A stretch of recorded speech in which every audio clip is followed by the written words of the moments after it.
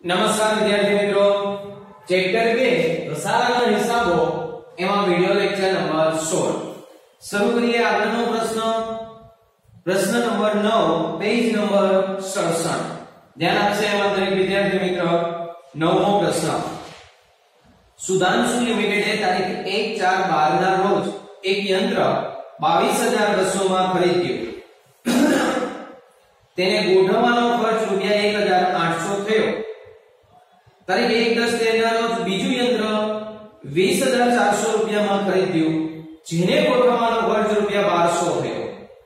Company દર વર્ષે 10% લેખે ઘટતી જતી બાકીની પદ્ધતિએ ઘસારો ગણે છે. પ્રથમ યંત્ર 31/3/15 ના રોજ તેની ચોપડે કિંમત પર 20% નુકસાનથી વેચી દેવામાં આવ્યું. પ્રથમ યંત્ર વેચ્યું છે. 3 વર્ષ માટે યંત્ર ખાતું અને પ્રથમ વર્ષની આમનો તમે જાતે લખશો. હું અહીંયા માત્ર 3 વર્ષનું યંત્ર ખાતું બનાવું છું. જો અહીંયા પહેલું યંત્ર ક્યારે ખરીદ્યું છે? 1/4/12. આપણે અહીંયા આવી રીતના લખીશું. પ્રથમ યંત્ર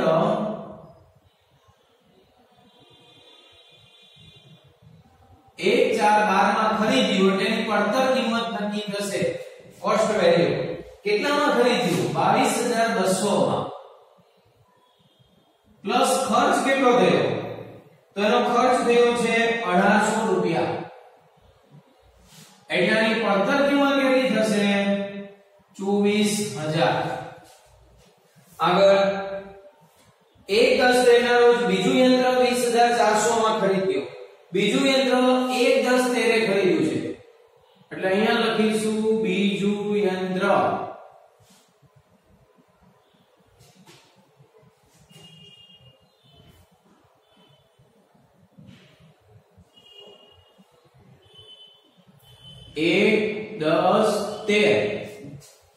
બરાબર છે.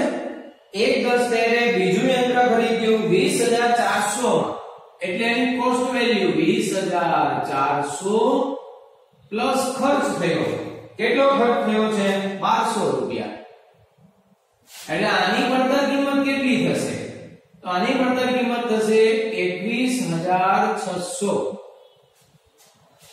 આગળ કંપની દર વર્ષે 10% ઘટતી જતી બાકીની રીતે ઘસારો.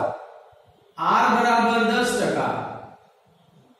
ઘટતી જતી બાકીની પદ્ધતિ, તો આમાં પણ R બરાબર 10%.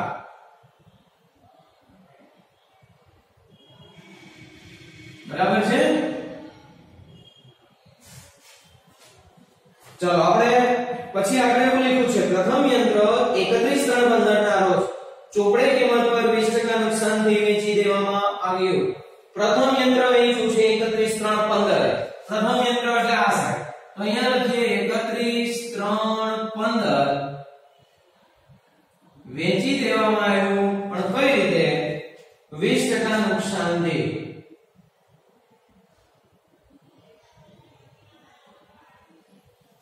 ચાલો તો હવે આપણે ઘટતી જતી બાકીની રીત છે કે વાર્ષિક ઘસારો નક્કી કરવાની જરૂર નથી, કારણ કે વાર્ષિક ઘસારો તો દર વર્ષે બદલાઈ જશે. એટલે આપણે ઘસારાની ગણતરી શરૂ કરીએ.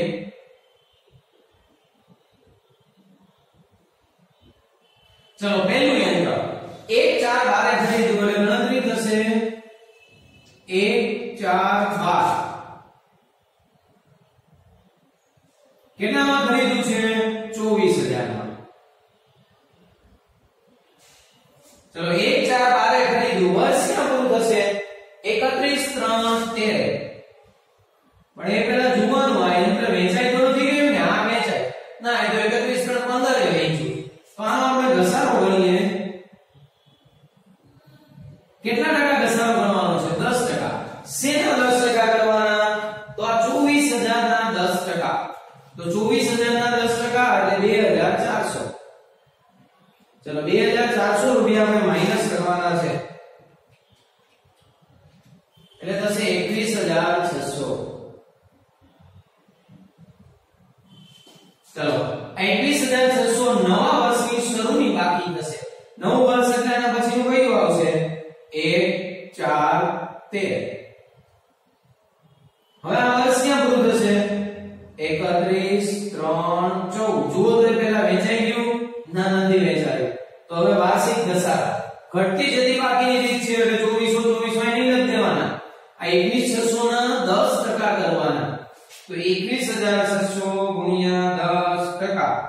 એટલે 2160 આનો વાર્ષિક ઘસારો 2160 માઈનસ કરી દઈએ એટલે 19440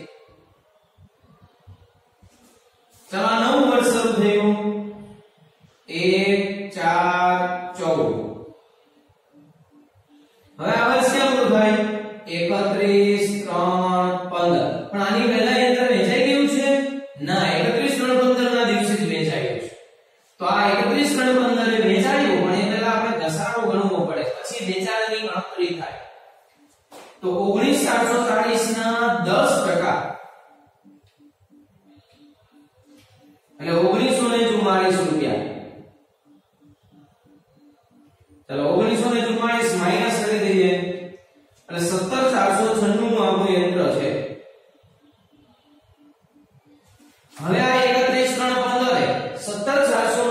13496 નું જે યંત્ર છે એને 20% નુકસાનથી વેચી દેવું છે તો એ 20% નુકસાન એટલે 17496 ના કરવાના 19440 ને કારણ કે 31 3 15 આટલાનું જ યંત્ર છે આ 19440 તો 1 4 નું છે તો 17496 ના 20% નુકસાન માઈનસ થાય માઈનસ 20% નુકસાન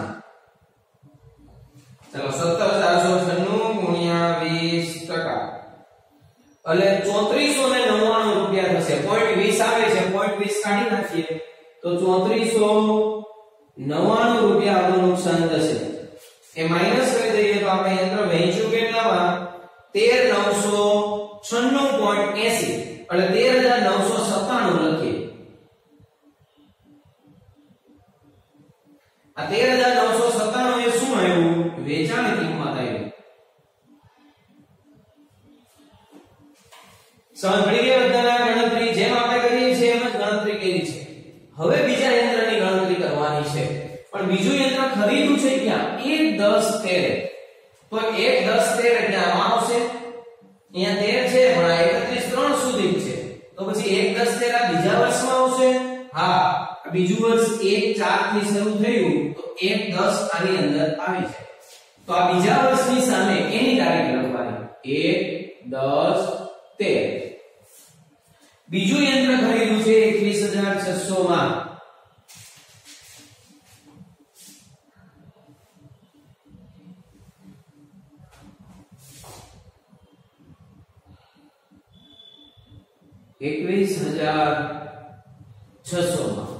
બરાબર છે 1 10 ખરીદ્યું હવે વર્ષ ક્યાં પૂરું થશે તો વર્ષ પૂરું થશે 31 3 14 નો ખબર પડી જાય તારીખ લખેલી જ હોય 31 3 14 તો અહીંયા વર્ષ પૂરું થાય એટલે આના ઉપર ઘસારો ગણાશે પણ 21600 ના 10% એ પાછા આખા વર્ષના નહીં કારણ કે 1 10 એ લીધું તો 31 3 તો આખા વર્ષનો ગણવા જાવ ને તો 2160 રૂપિયા થાય 21600 ના 10% એટલે 2160 2160 આખા વર્ષનો આવ્યો આપણે તો 1 10 થી 31 3 એટલે 10મો 11મો 12મો પહેલો બીજો ને ત્રીજો 6 મહિનાનો જ ગણવાનો છે તો 6 મહિનાનો કેટલો થશે 2160 આખા વર્ષનો હતો એને ગુણ્યા 6 ભાગ્યા 12 ગુણ્યા 6 ભાગ્યા 12 એટલે 1080 આ 6 મહિનાનો ઘસારો માઈનસ કરવાનો છે ચલો 21600 માંથી 1080 માઈનસ કરી દઈએ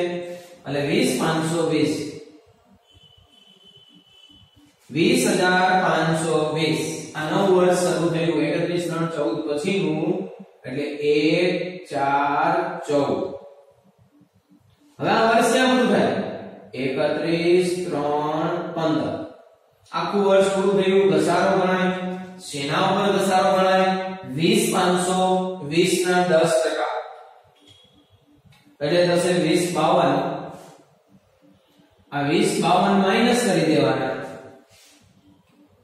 એટલે 18468 ચાલો હવે એના આગળ નથી વધવાનું શું કામ નથી વધવાનું કારણ કે આપણે 3 વર્ષ બનાવવાનું કીધું તો આ પહેલું બીજું નાનું ત્રીજું એટલે અહીંયા ત્રીજું વર્ષ થઈ જાય છે આ યંત્ર આપણે વેચ્યું નથી પણ આગળ ગણતરી બી કરવાની નથી ચાલો ગણતરી પૂરી થઈ ગઈ હવે આપણે યંત્ર ખાતું બનાવીશું તો યંત્ર ખાતું બનાવવું હોય તો આનું વગર આપણે શીખ્યા છીએ યંત્ર ખાતાની શરૂઆત કઈ બાજુથી કરવાની ઉધાર બાજુથી ઉધાર બાજુ પહેલા પ્રથમ યંત્ર ખરીદ્યું છે એટલે ત્યાં શું લખવાનું? બેંક ખાતે, રોકડ ખાતે. તારીખ આવશે 1/4/12. અહીંયા લખવાનું છે બેંક ખાતે અને ત્યાં જ લખવાનું છે રોકડ ખાતે. બેંક ખાતે કેટલા લખીશું? 22,200 અને રોકડ ખાતે કેટલા લખીશું? 1800. ચાલો અહીંયા જોઈએ ગણતરીમાં તો તમે કઈ એન્ટ્રી આપી છે? આ આપી છે 1/4/12 ની 24,000 રૂપિયા. ત્યાં બે રકમ લખી પણ 24,000 લખ્યા છે. હવે સામે જુઓ બીજું યંત્ર છે નથી તો ડાયરેક્ટ આ આવી જાવ 31/3/13. પહેલા યંત્રનો અહીંયા શું ગણેલો છે? ઘસારો. સામે કઈ છે જ નહીં, મતલબ કે એક યંત્રનો ઘસારો 2400 રૂપિયા ગણવાનો છે. તો ઘસારો ક્યાં લખાય? સામેની બાજુ. એટલે અહીંયા લખીએ 31/3/13 ઘસારા ખાતે પ્રથમ યંત્રનો ઘસારો 2400 રૂપિયા. ચલો પૂરું થઈ ગયું. સરવાળો કરી દઈએ તો અહીંયા સરવાળો કેટલો આવે છે? 24,000. 24,000 રૂપિયાની સામે લખો,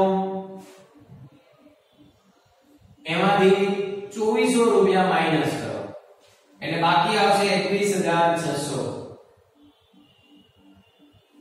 અહીંયા લખવાનું આ તારીખે બાકી આગળ લઈ ગયા. ચલો એક વર્ષનું યંત્ર ખાતું પૂરું થઈ ગયું. હવે જે આ બાકી છે 21,600 એટલે નવા વર્ષે પાછી આ બાજુ લાવવાની એટલે અહીંયા લાવવાનું 21,600. અહીંયા તારીખ આગળના વર્ષની એટલે 1/4/13 ત્યાં લખવાનું બાકી આગળ લાવ્યા. ચલો ગણતરીમાં આવો ક્યાં પહોંચ્યા? એક વર્ષ પૂરું કર્યું એટલે અહીંયા પહોંચ્યા 1/4/13 21,600 ત્યાં આવી ગયા. હવે તમે આ પ્રથમ યંત્રનો ઘસારો 31/3/14 ગણો એ પહેલા જુઓ સામે બીજું યંત્ર આવી ગયું છે. આ જ વર્ષમાં સામે બીજું યંત્ર બી છે 1/10/13 તો બીજા યંત્રની એન્ટ્રી આમાં લખી દેવાની. એટલે કે 1/10/13 આપણે બીજું યંત્ર ખરીદ્યું તો કઈ બાજુ લખવાનું? જ્યાં પહેલું લખ્યું હતું એમ જ બીજું લખાય. એટલે કે ઉધાર બાજુ શું લખવાનું? વિગત જેવી ત્યાં પહેલા યંત્રમાં લખી હતી બેંક ખાતે, રોકડ ખાતે. તો અહીંયા 1/10/13 બેંક ખાતે કેટલા આવશે? બેંક ખાતે 20,400 અને રોકડ ખાતે 1200. એ જ તારીખે અહીંયા લખવાનું રોકડ ખાતે 1,200. ચાલો પૂરું થઈ ગયું. આ 1/4/13 ની 21,600 ની એન્ટ્રી આવી ગઈ, 1/10/13 ની 21,600 ની બી આવી ગઈ. હવે બંનેના વર્ષ પૂરા થાય છે 31/3/14. અહીંયા 31/3/14 છે, અહીંયા 31/3/14 છે. એક જ લાઈનમાં બંને છે, મતલબ કે બંનેનો ઘસારો એક જ દિવસે ગણેલો છે, એક જ સાથે. તો બંનેનો ઘસારો સામે લખવાનો 31/3/14.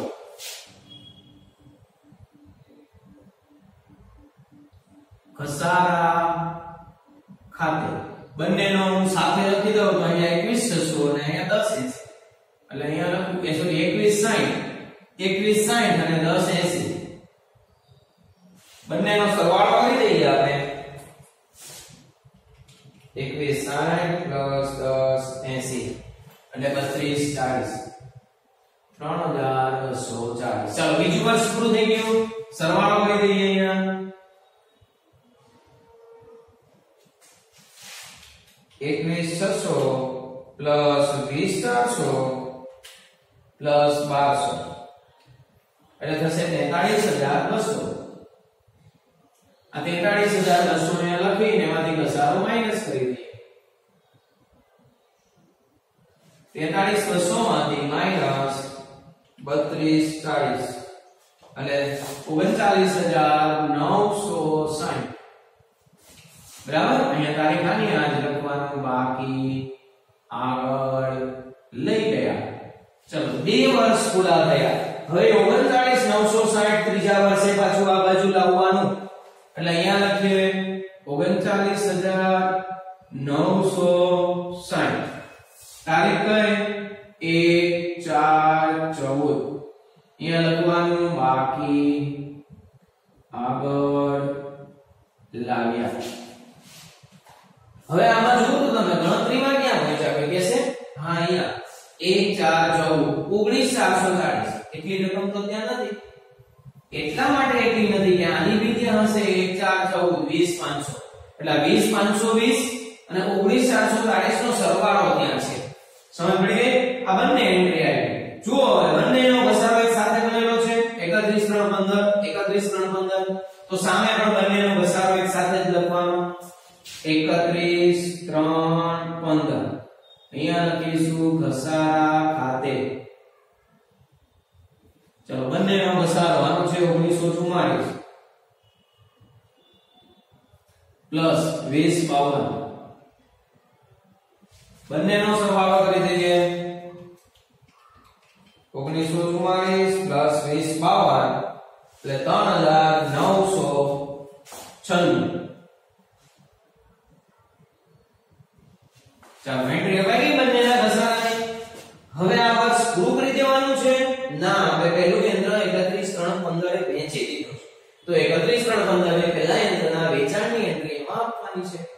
ચલો વેચ્યું છે કેટલામાં વેચ્યું છે? આ દેખી વેચાણ કિંમત 13997. આમાં કઈ બાજુ લખવાનું? તો આપણે ખરીદ્યું તો કઈ બાજુ લખ્યું હતું? ઉધાર બાજુ.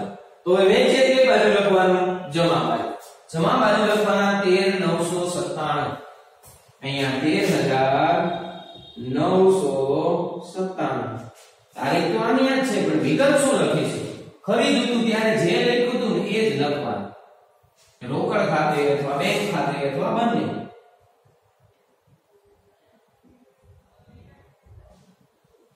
ચાલો ખરીદીની વેચાણની એન્ટ્રી થઈ ગઈ. હવે આ 20% નુકસાનથી વેચ્યું 34 9.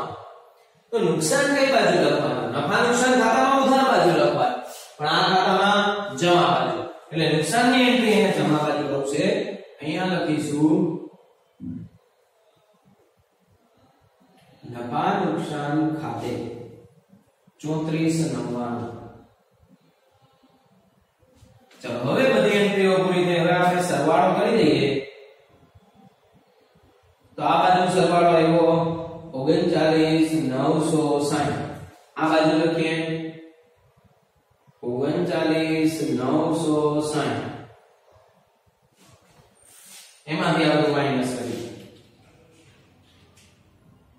39960 માઈનસ 3996 માઈનસ 13997 માઈનસ 3499 એટલે વધશે 18468.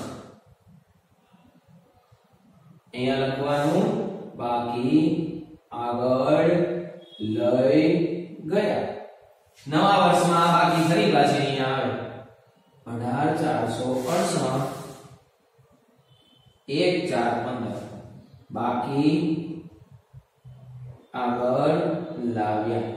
ચલો 3 વર્ષનું યંત્ર ખાતું બનાવવાનું કહ્યું. હવે આગળ જવાનું નથી.